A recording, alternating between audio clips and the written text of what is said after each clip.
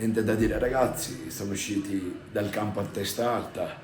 purtroppo manca sempre il gol, manca quello, dopo un primo tempo equilibrato dove abbiamo avuto la fortuna che loro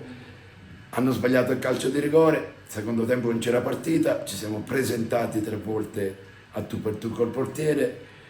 di cui una anche senza il portiere a porta libera siamo riusciti purtroppo a colpirlo.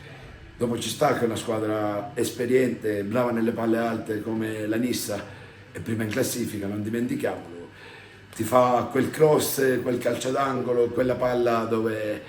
gli attaccanti te la mettono dentro, così è successo, non commento il secondo gol e in ripartenza ci può stare tutto. Penso che il risultato molto bugiardo,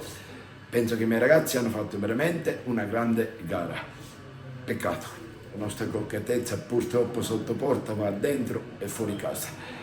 Per vincere le partite devi fare gol, non ce ne sono altre soluzioni, devi mettere la palla dentro, per vincere devi fare questo. Non basta fare un buon gioco, non basta impegnarsi al massimo, il fine è mettere la palla dentro. Speriamo in periodi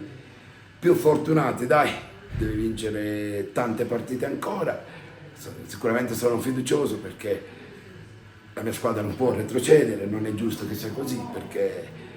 quando tu sistematicamente perdi partite che non devi perdere, prima o poi devi trovare quella cattiveria giusta